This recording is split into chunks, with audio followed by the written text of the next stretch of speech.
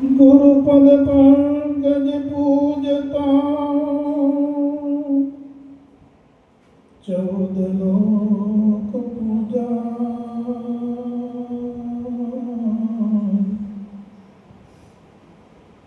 શિવ વિરંચી શારદા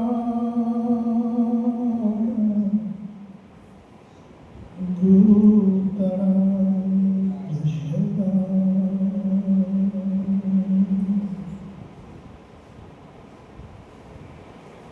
गुरु बिना ज्ञान ना उपजे, गुरु बिना मिटे नहीं भेद, गुरु बिना संशय ना टळे, भले वांचिए चारो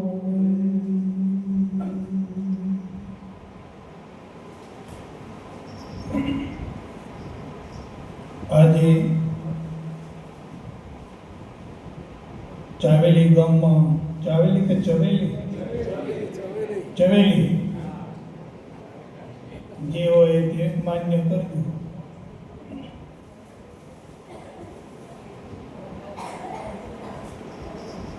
તો આ ગામમાં ગુરુ મહારાજની કૃપા થઈ ગણાય. ગામના હરિભક્તોએ સરસ સત્સંગ ભજનનું આયોજન કર્યું છે. અહીંયા મંચસ્થ મારી બાજુમાં પરથીરામ મહારાજ, મહેન્દ્રારામ મહારાજ,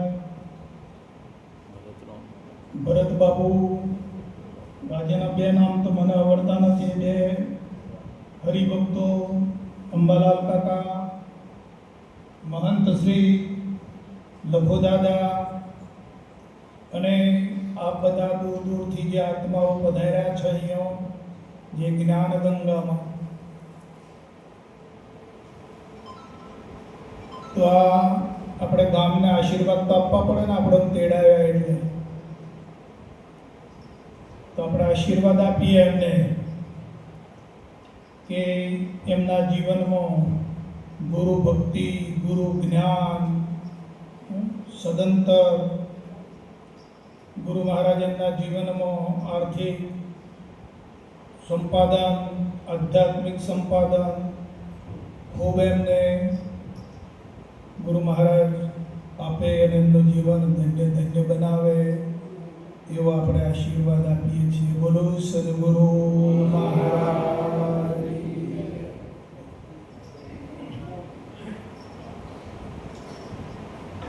આજનો આપનો મેળાવડો જે છે એ આ સંત સભા છે અને સંત સભામાં જે આપણા પૂર્વે સંતો થઈ ગયા, હાલમાં છે અને ભવિષ્યમાં પણ થશે, તો સંતોનું જે જ્ઞાન છે, સંતો જે આપણને જ્ઞાન આપીને ગયા છે, એ જ્ઞાનનું અહીંયા અવલોકન કરવામાં આવે છે. તેનો આ મેળાવડો છે.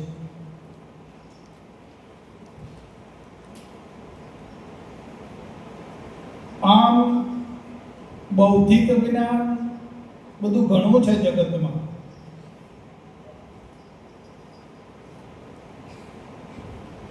આ વૈજ્ઞાનિકો મોટા મોટા થયા, મોટા મોટા ધંધાદારીઓ થયા, ઉદ્યોગપતિઓ થયા, બધું બૌદ્ધિક જ્ઞાન છે, બુદ્ધિનું જ્ઞાન છે. ભણતર છે બુદ્ધિનું જ્ઞાન છે. પણ આ સંતોનું જે જ્ઞાન છે, અમને પેલા ભાઈ કહેતા હતા કે સંત કંઈક દિવ્ય દ્રષ્ટિ આપે છે. એટલે સંતોનું જ્ઞાન છે એ આત્મકલ્યાણનો માર્ગ છે.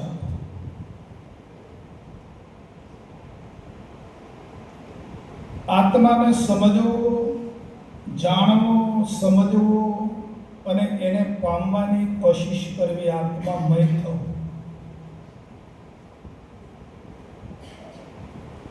એના વિશેનું આ સંત સંમેલન છે. આપણે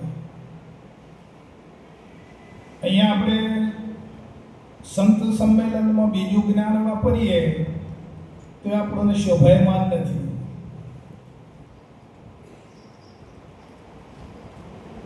એટલે અહીંયા કેવળ ને કેવળ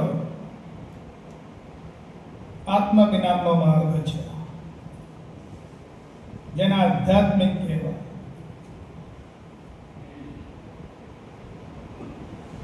હમણાં આપણે પદમાં બોલ્યા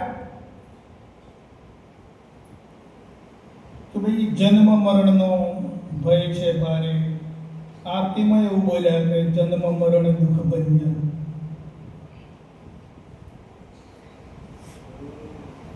તો મનુષ્યને,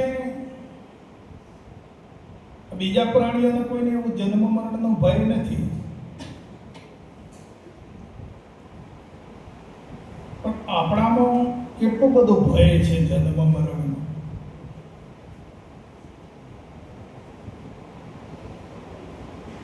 અને આ જન્મ મરણના ભયમાંથી છોડાવે એ સદગુરુ, એ જ આત્મજ્ઞાન. આત્મજ્ઞાન સિવાય આ જન્મ મરણનો જે ભય છે એમાંથી છૂટી શકાતું નથી. જ્યારે આત્મજ્ઞાન પ્રાપ્ત થાય અને આત્માને જાણે સમજે તો એનો જે જન્મ મરણની બીમારી છે, ભય છે, એ જાય. આપણે આટલા બધા બેઠા છીએ અહીંયા, એટલે શરીર દ્વારા તો આપણે આટલા બધા બેઠા છીએ, તો આમાં આપણો જન્મ આપણે જોયેલો ખરો ને? જેને આપણો જન્મ જોયો હોય, પોતાનો જન્મ જેને જોયો હોય, એ જરાક આંગળી ઊંચી કરો કે હા ભાઈ મેં મારો જન્મ જોયેલો.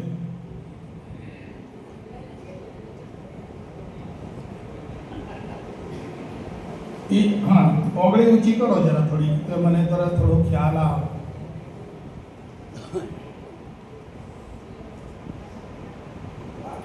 કોઈએ નથી જોયો? તો કોઈએ નથી જોયો તો વાત કેવી પકડી આપણે? જે જોયો નથી, જોયો નથી અને વાત પકડી પાડી ને આપણે. પકડી કે નથી પકડી? હા, એમ છે. આપણે અહીંયા પ્રત્યક્ષ જ્ઞાન લાવવાનું છે, પરોક્ષ જ્ઞાન એ બધું બાજુનું. તો આપણે જોયો નથી છતાં એને આપણે આ વાતને ગ્રહણ કરી છે, પકડી છે અને ભયભીત થયા છે.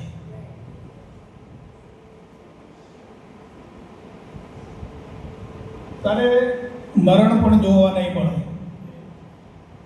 જન્મ નથી જોયો તો મરણ પણ જોવા મળશે નહીં.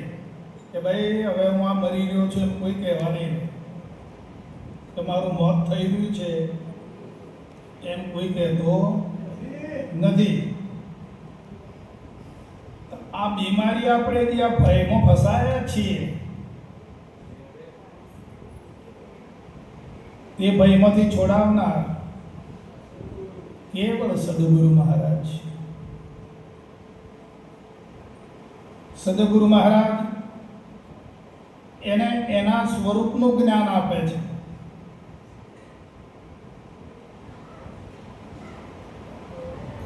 શુદ્ધ એના ચેતનનું જ જ્ઞાન એને આપીને ભય મુક્ત કરે છે. અને ભય મુક્ત થયા પછી વળી પાછો જો ભય આવે તો મુક્ત થયો ગણાય ખરો?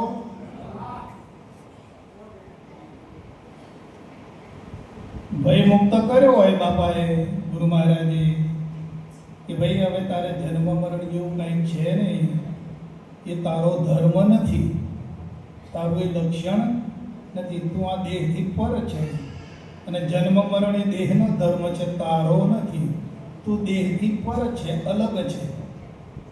આવું ગુરુ મહારાજે આત્મજ્ઞાન આપીને સમજાવ્યું છે.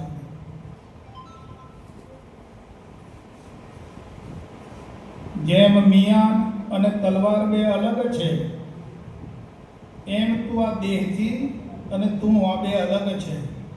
મિયાનમાં ભલે તલવાર રહે, પણ તલવાર કદી મિયાન બનતી નથી. બની જાય તો આપણે દેહમાં ભલે રહીએ આ ખોખામાં, તો આપણે ખોખું બની જઈએ ને, એટલે ભય લાગ્યો ને. હા, આ તો આપણું ખોખું છે, મિયાન છે ચેતનનું રહેવાનું. જ્યારે આ દેહ દશા આવે છે, દેહ પોતે છે એમ માને છે, એટલે આને તમામ પ્રકારનો ભય લાગુ પડે છે. અને આ એક અજ્ઞાન છે.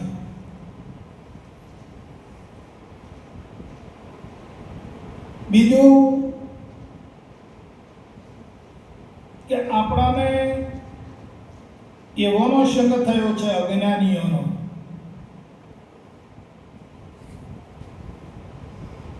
આપણે જ્યારે માના ગર્ભમાંથી બહાર આવ્યા શરીર લઈને, ત્યારે જગત એવું શું છે કોઈને ખબર હતી? આ સંસાર શું છે એ પણ ખબર નથી. આપણા માતા પિતા કોણ છે એ પણ ખબર નહોતી. હોય તો કહો. પણ આ પાછળથી અજ્ઞાનીઓનો સંગ થયો ને, એટલે અજ્ઞાન આપણામાં પ્રવેશી ગયું છે. હા, બીજું કારણ કોઈ છે. એટલે આપણે આ અજ્ઞાનીઓનો, દેહના અધ્યાસ વાળોનો એનો સંગ કર્યો છે, એટલે આપણામાં એ સ્થિતિ આવી છે. તો આ સ્થિતિને બદલવા માટે જ સત્સંગ છે. જ્ઞાનીઓનો સંગ કરીએ તો પેલો જે પકડાયેલો જે અજ્ઞાન છે, અવિદ્યા છે, એ રોગ જાય. એટલા માટે સત્સંગ, સંતોનો સંગ, જે કંઈ પકડ્યું છે, જે કંઈ માન્યું છે, એ બધું અજ્ઞાન છે.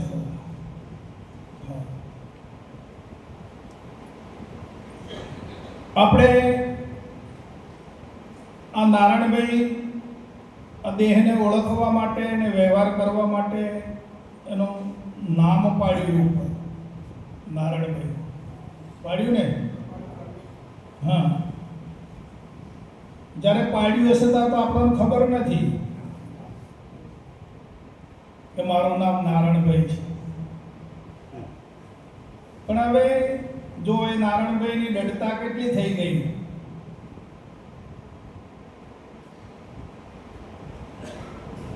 નારાયણભાઈ જો હું છું અને નારાયણભાઈને કોઈ ગાળો દેતો, હે? હા, હવે આપણને ખબર નથી કે નારાયણભાઈ કોણ છે. આમાં આવું બધું અજ્ઞાન છે બાપુ આપણા. હવે આ અજ્ઞાન જ્યાં સુધી આપણામાંથી જાય નહીં, ત્યાં સુધી જે આત્મા સ્વરૂપ છે, આપણું શુદ્ધ જે સ્વરૂપ છે, એ એમાં લક્ષ્ય લાગે નહીં, એ વાત પકડાશે નહીં.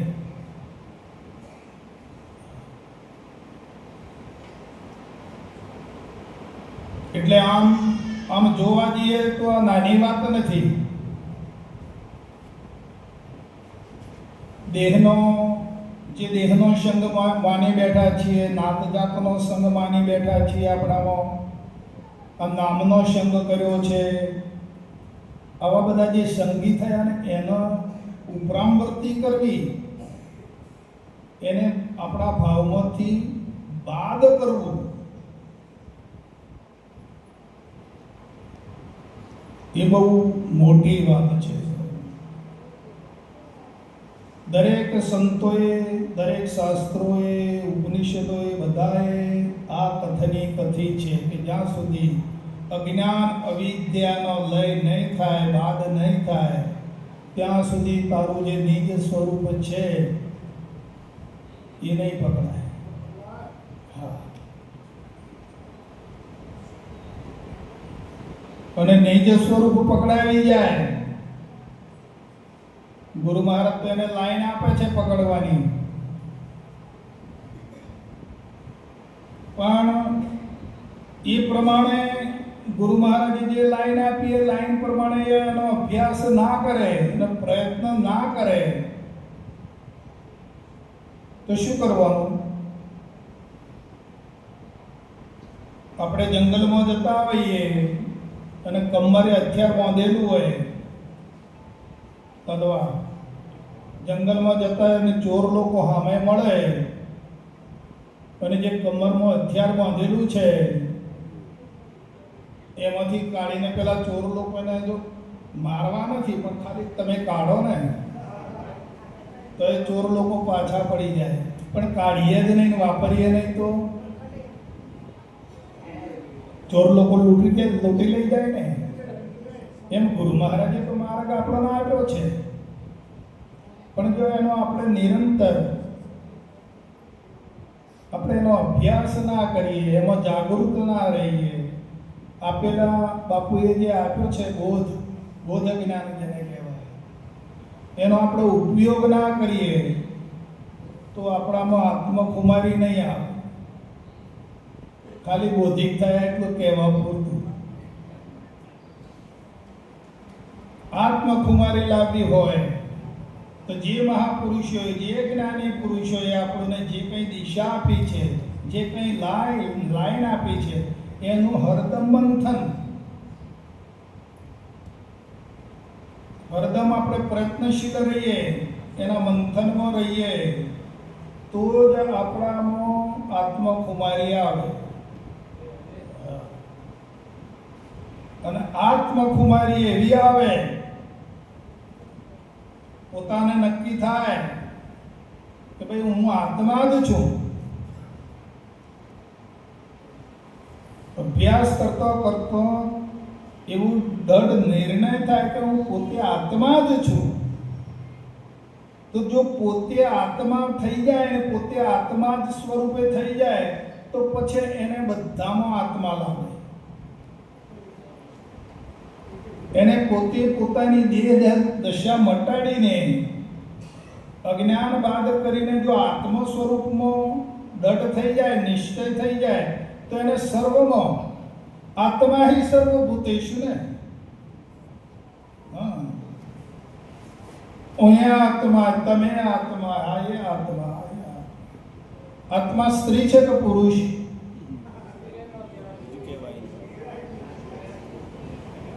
જોઈજો,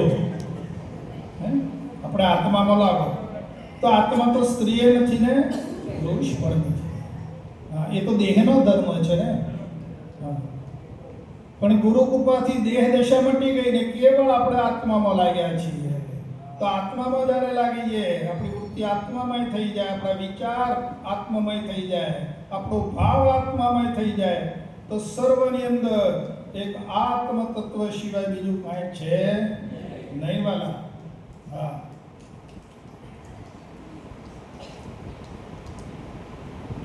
પણ ક્યારે જે કંઈ પકડ્યું છે, જે કંઈ માન્યું છે એ છૂટે દેહાધ્યાસ તો તું નથી કરતા કે નથી કર્મ, નથી તું ભોગતા એનો, એ છે આ ધર્મનો મર્મ છે. બધા રોગોનું, બધા અધ્યાસોનું કારણ આ દેહ છે. ત્યારે દેહ વગર કાંઈ બને ખરું? જો એક બાજુ તમે જોઈજો કે જો દેહ ના હોય તો આત્મજ્ઞાન પામી શકીએ. તાણા રોગોનું મૂળ શું છે?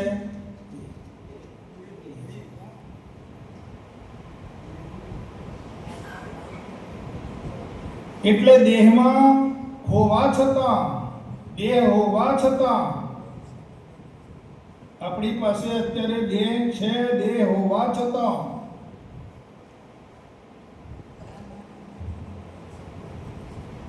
દેહ તે હું નથી અને દેહ મારો નથી. આ લક્ષ્ય લાવવાનું છે આપણે. હા, હોવા છતાં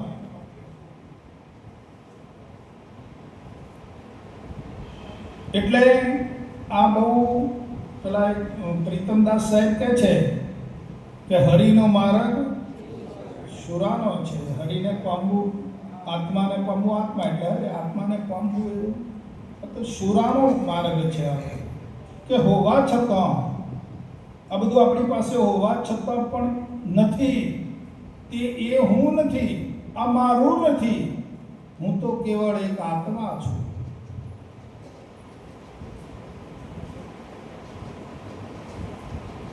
તો આપણે જાગૃતમાં 12 કલાક જાગીએ તો જાગૃતમાં આપણે આ નિશ્ચય કેટલો કરીએ? આપણે બધા બૌદ્ધિકો છીએ, ગુરુ મહારાજના પદને આપણે પામેલા છીએ ને.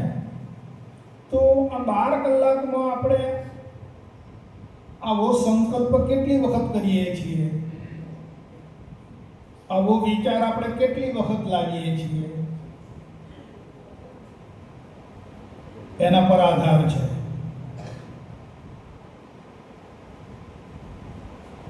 પછી આપણી પાસે આપણે જાણવા છતાં, સમજવા છતાં આપણો વિચાર આપણે આત્મામય ન લાવી શકીએ, સંકલ્પ ના કરીએ, વિચાર ના કરીએ અને કેવળ દેહના અધ્યાસોમાં રહીએ. દેહના વળગાડમાં વળગ્યા રહીએ.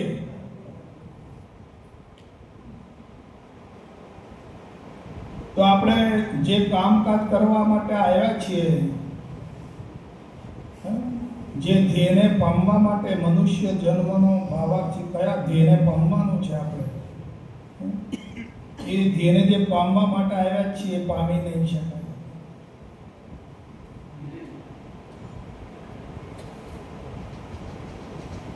અધકચરું દાઝેલું હોય એને કેટલું દુઃખ. અધકચરું દાઝી જાય, કાં તો દાઝે નહીં તો હારો, અને દાઝે તો પછી પતી જાય તો હારો. પણ અધકચરું દાઝેલું હોય એને કેટલી પીડા.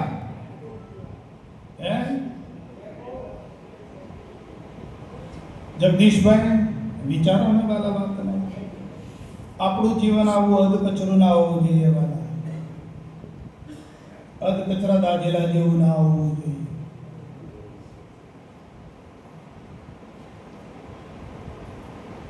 સમર્થ પુરુષ ભેટી ગયા છે આપણને, તત્વજ્ઞાની પુરુષ મળ્યા છે. અને કેટલાય જન્મોની આપણી માગણી હશે, કેટલા જન્મોથી આપણો પ્રયત્ન હશે, ત્યારે આપણને આ સમયમાં આવી અને આવા સત્પુરુષો આપણને ભેટી ગયા છે. આવા સત્પુરુષો અને પછી આપણે ધ્યાન ના રાખીએ અને મળેલી વસ્તુને જમતમ બગાડી નાખીએ તો પછી મહાપુરુષો શું કરે? વસ્તુ મેળવવાની કિંમત નથી. વસ્તુ તો તમે આમાં મહાપુરુષ પાસે જાઓ, એમનો સંગ કરો એટલે એક રાત્રમાં આપી દે તમને, જા બચ્ચા અમર હો જાય એમ કહી દે. તમને એવો મંત્ર આપી દે કે જા હવે તારે જન્મ મરણ નથી. પણ પછી લાયા પછી બાપુ આપણે હાચવવાનું કોને? એ હાચવવામાં બ્રાહ્મણ તો લગ્ન કરી આપે, ઘર હોય લગ્ન કરી આપે, તો ઘર વ્યવહાર ચલાવવા આવે.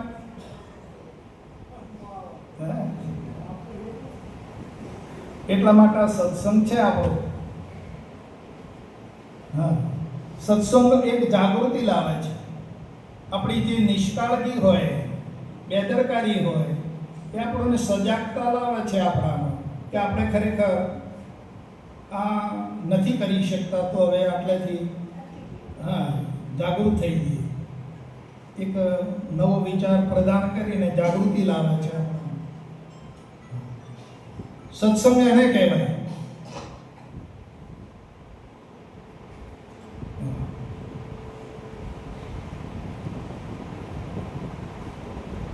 અને સત્સંગ કરતા કરતા કરતા કરતા કરતા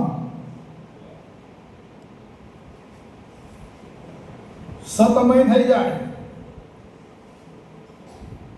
એમાં અસત બિલકુલ રહેશે નહીં, છોટોય નહીં રહે.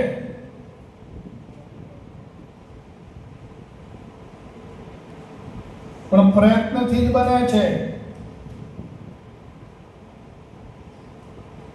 સત્સંગમાં લાગ્યા રહેવું પડે.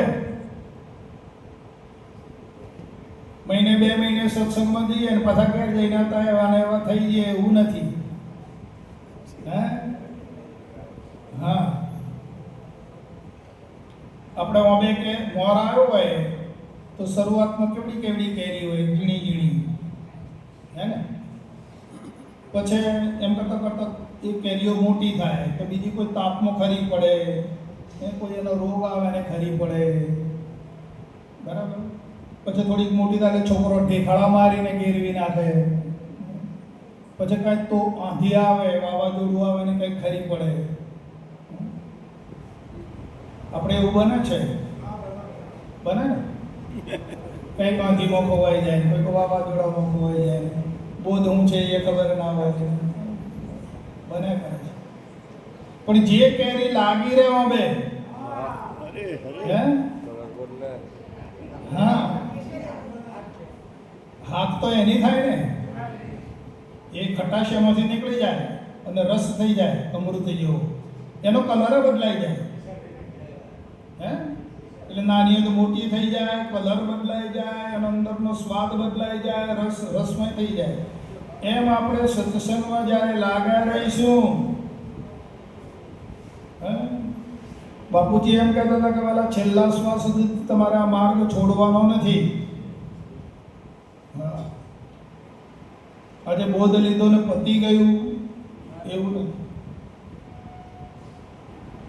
અમે જાણી ગયા, સમજી ગયા એટલે વાત પતી ગઈ એવું નથી.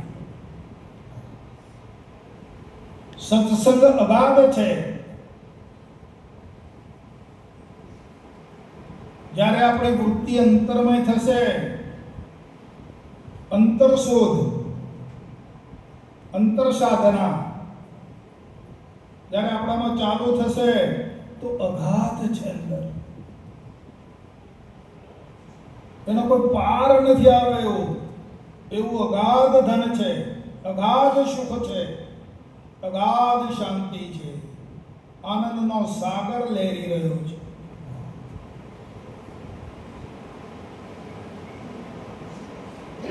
વૃત્તિ અંતર્મુખ કરવી પડે, અંતર સાધના ચાલુ કરવી પડે, અંતર શોધ તો મેળા આવે.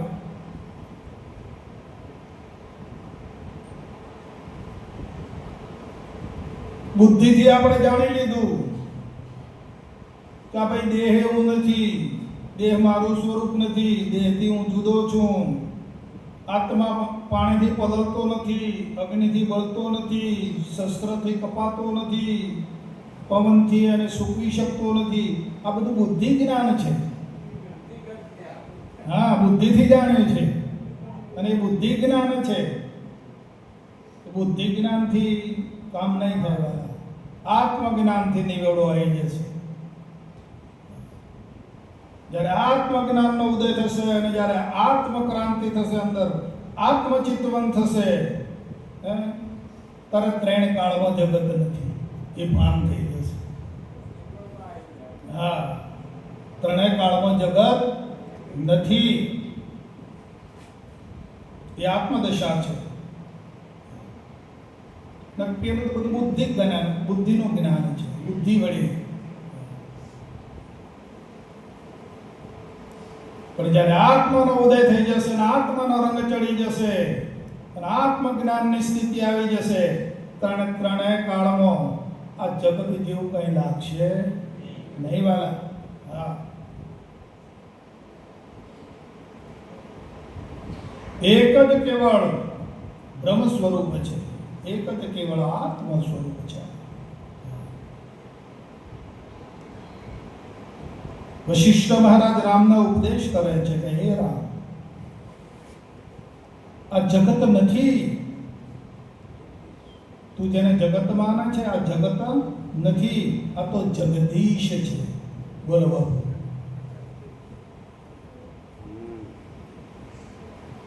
વશિષ્ઠ મહારાજ રામને ઉપદેશ કરે છે કે હે રામ, ત્રણેય કાળમાં જગત નથી, આ તો જગદીશ છે. તો આપણને એવું થયું હજુ? જગદીશભાઈ 50-50 60-60 બોધ થયો આપણને લીધે. તો આપણામાં એવું હજુ એવું ભાષે છે? હા,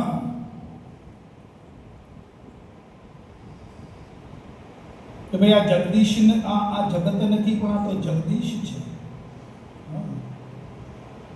આ તો એક કેવળ આત્મ સ્વરૂપ છે. આ તો ગુરુ મહારાજનું સ્વરૂપ છે ને. હા,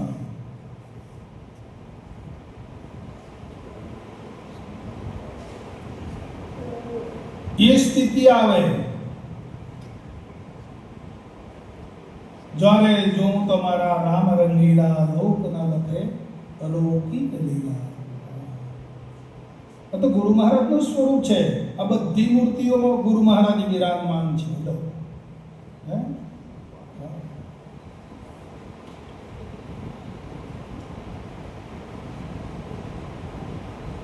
એ સ્થિતિ આવે, એવું ઘાયલ પણ આવે અંદર, એવું ઘાયલ થઈ જાય. પછી બધે જ તમને ગુરુ મહારાજનું સ્વરૂપ દેખાય, આપણને ભાષે કે હો તમારા ગુરુ મહારાજ છે. તો પછી આપણને કોઈના ઉપર ખેદ થાય ખરો? રાગ દ્વેષ થાય કે આ બેન ગમે છે ના નથી ગમતા, ભાઈ ગમે છે ના નથી ગમતું, એવું થાય? મટી જાય. હું તું મટી જાય, મારું તારું મટી જાય, રાગ દ્વેષ મટી જાય. કેવળ ગુરુ મહારાજ. ઘરમાં કોક બોલે તો કોણ બોલે? આપણે ઘરમાં 3-4 સદસ્યો હોઈએ અને કોક આપણી સામે બોલે તો કોણ બોલે છે? ગુરુ મહારાજ બોલે છે ને. પછી પેલા આ બેન બોલે છે કે ભાઈ બોલે છે, એ મટી જાય ને. કોણ બોલી રહ્યું છે? ગુરુ મહારાજ બોલે છે. મને ગુરુ મહારાજ કહી રહ્યા છે. એ સ્થિતિ આવે બાબુ. હા નાનભાઈ, એ સ્થિતિ લાવવા માટે છે આ સત્સંગ. હા, મહાપુરુષોની વાત આ છે, જ્ઞાની પુરુષોની વાત આ છે, અને એનો આ મેળાવડો છે.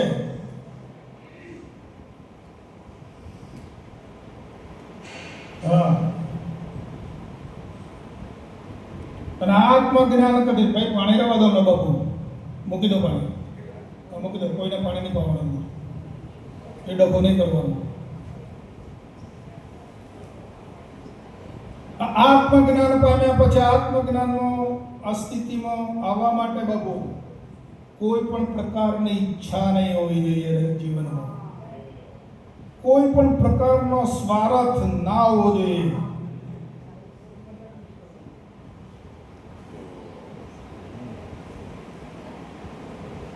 આપણે ગુરુ મહારાજને તન મન ધન કુરબાની કરીને આવ્યા છીએ, સમર્પણ કરીને આવ્યા છીએ.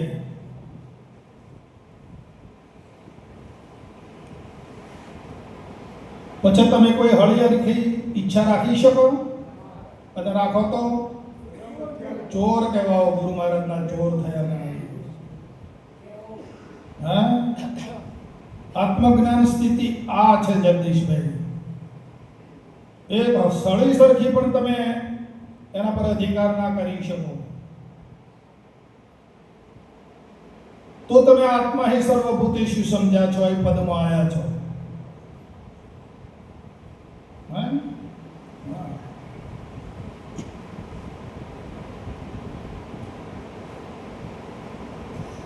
સમર્પણ કર્યું છે ને ગુરુ મહારાજને. હા, કે ખાલી કહેવા પૂરતું કહ્યું છે. માહિતી મારું અને આ પેલું બોલવા ખાતર બોલ્યા હોય કે તો વાણી દ્વારા જ સોંપ્યું હોય, વાણીથી બોલીને કે હું આજથી તન મન ધન ગુરુ મહારાજને અર્પણ કરું છું, એ બોલ્યા જ હોય ખાલી માત્ર. પણ પેલું મોય અંતરમાંથી છોડી ના હોય તો હે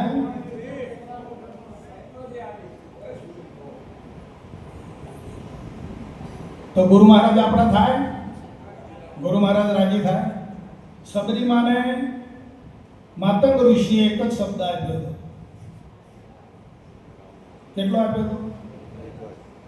જા બેટા, તારા આશ્રમ પર રામ આવશે. હે કેટલો વર્ષ થયા સબરીમાને? રોજ આંગણું વાળીને સાફ કરે કે મારા રામ આજે આવશે. હે રોજ બોર લઈ આવે, પાછો ખાતો તો નથી ને, એમ ચાખી ચાખી લાવે. આ કયો પ્રેમ કહેવાય? તો આ કઈ ભક્તિ કહેવાય? હે રોજ ફૂલ પાથરે તો રામને જવું પડ્યું ને. તો આપણી આવી સ્થિતિ ખરી હોય? આપણે ગુરુ મહારાજને સમર્પણ કર્યું, સોંપ્યું છે, વચન આપ્યું છે ને. હે આ તો બોલવું સહેલું છે, જ્ઞાન કથવું સહેલું છે. મુખ સે જ્ઞાન કથે પણ અંતર છૂટે નહીં મોહ. એ પામર પ્રાણી માત્ર કરે છે જ્ઞાનનો દ્રોહ. એ તો જ્ઞાનીઓનો પાકો શત્રુ છે, દ્રોહી છે.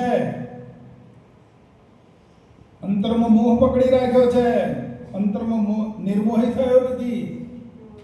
હા, આ તો નિર્મોહી થવાનું છે બાબુ.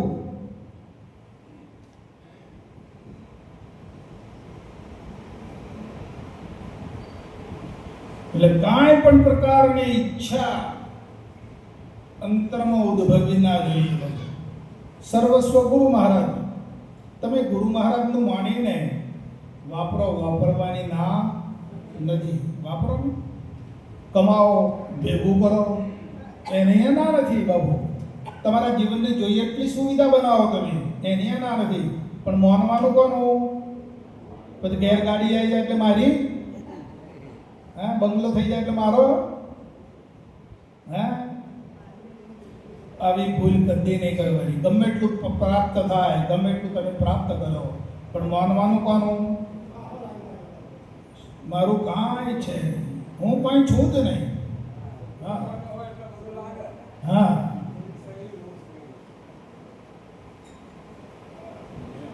હિતના કાર્યો કરો. આપણા જીવન નિર્વાહ જે છે એ હિતનો કાર્ય છે. કમાવું, ખાવું, પીવું, જવું, આવવું, વ્યવહાર હાચવવું, એ બધું હિતનું છે. એમાં તમને કર્મબંધન નથી. નોકરી ધંધો કરવો, ખેતી કરવી, કમાવું, પેદા કરવું એ હિતનું છે. એમાં તમને કોઈ કર્મબંધન નથી. પણ જ્યારે અહિત કરશો ત્યારે કર્મબંધન ઊભું થશે.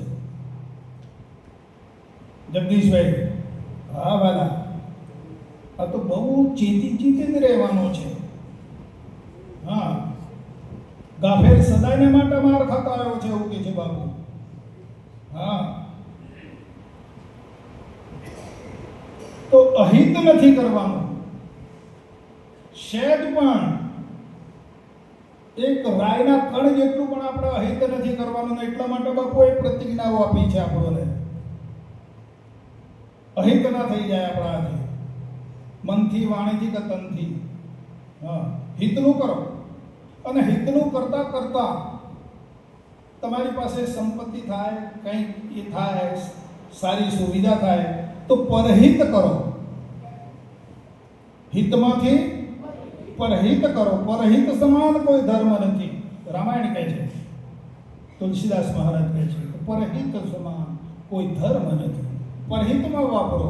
કોઈને હેલ્પ કરો, મદદ કરો. કોઈ બીમાર પડ્યો ને એની પાસે બચારાને પૈસા ના હોય તો એને તમે દવાખાના લઈ જાઓ ને. હા, કોઈને ઘરમાં ખાવાનું ના હોય તો એને થોડું ખાવાનું લાવી આપો. પરહિત કરો.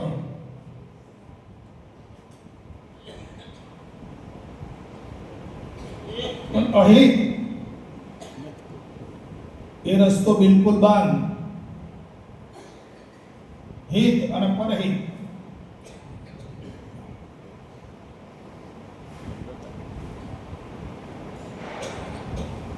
પારકું ધન, બીજાનું ધન આપણે ના ખપે, બિલકુલ નહીં. રસ્તામાં જતા હોય, ઘણા વખત કહું છું આપણે બધા ભાઈઓને, દરેક પ્રોગ્રામની અંદર હું જાણતા હોય કે રસ્તે જતા હોય 50 કવાની નોટ પડેલી હોય તો જગદીશભાઈ લેવાનું મન થાય ને, લઈ લઈએ ને આપણે, હે? હા,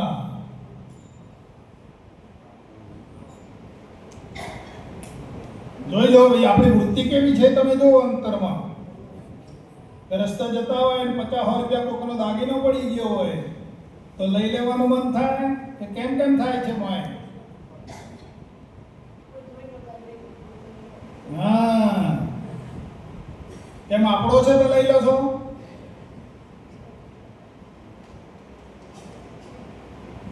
પરધન પથ્થર માનીએ પરસ્ત્રી માત સમાન. તુલસીદાસ કહે છે ઇતના કિए જો તને હરી ના મળે તો તુલસીદાસ બન.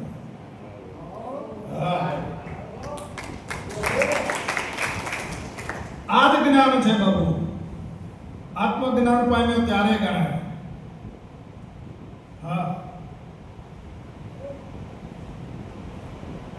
પછી હે કરે પેલા વાઘના પુલા પાડે એવી મોટી મોટી વાતો કરે આત્મજ્ઞાન, અને કંઈક મેળવવાનું આવે કે કંઈક કરવાનું આવે તારે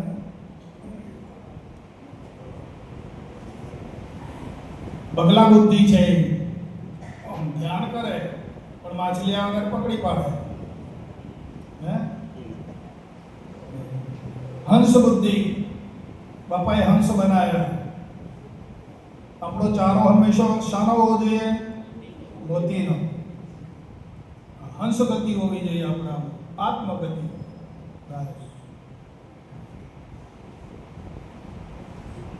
અને એ ભાવથી જ્યાં સુધી આ પ્રાણને અને દેહને સંબંધ છે, આપણે દેહને સંબંધ નથી હો.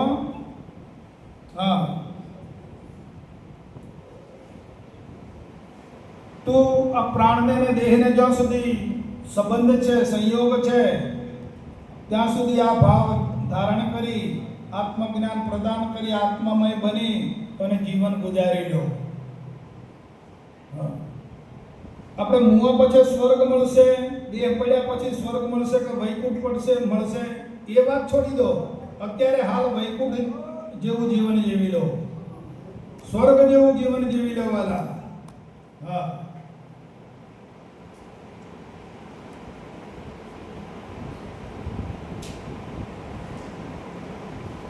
કોઈ પણ પ્રકારનો અંતરમાં અભાવ ના થવો જોઈએ, કેવળ ભાવપૂર્ણ. કોઈ જાતનો ભય ના હોવો જોઈએ. આ દેહ મારો રહે કે પડી જાય કે કાલે શું થાય એનો પણ ભય ના હોવો જોઈએ. હા,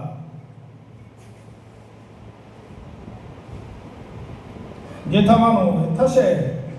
હા, મારે ના દેહને કોઈ સંબંધ છે મારે એટલે બોલનાર જે બોલી રહ્યું છે એ કોણ બોલે છે? હે, સાહેબ કહે છે શબ્દ જ બોલે શબ્દ બોલાવે, શબ્દ ચરાચર, શબ્દ આકાશ, શબ્દ પાતાળ, શબ્દ સબ ઘટમાં રહ્યો સમાય. હે, શબ્દ હૃદય વસે, શબ્દ નૈને વસે, શબ્દ કી ધાર મોરાર પાઈ. હે, કહે કબીર તું શબ્દ કી ખોજ કર, શબ્દ તો આપ ગિરધાર ભાઈ. શબ્દ જ બોલે છે, શબ્દ બોલાવે છે. એ બની જાઓ, શબ્દમય થઈ જાઓ. આ વિશ્વનો વિશ્વપતિ શબ્દ છે વાલા, શબ્દ બ્રહ્મ છે. હા, આ વિશ્વ એક શબ્દના આધારે ટકી રહ્યું છે, એનાથી સંચાલન થઈ રહ્યું છે. એ સદગુરુ છે. હા, આ બેઠા એ ગુરુ. હા,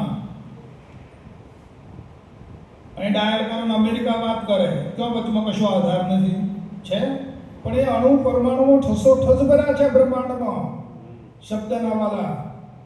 અને કેટલી વારમાં એ અણુ બીજા અણુને ખબર આપી દે ને કેટલી વારમાં અમેરિકા પોકાડી દે છે તમારા શબ્દને.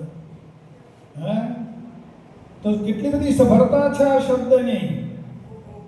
હે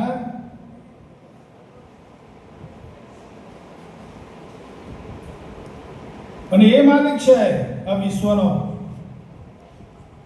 હા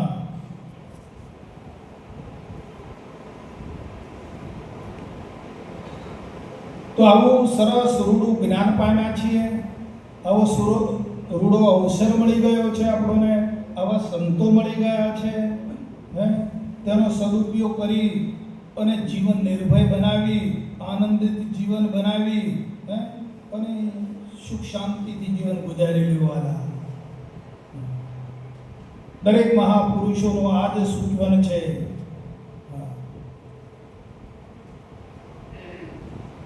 બોલો સદગુરુ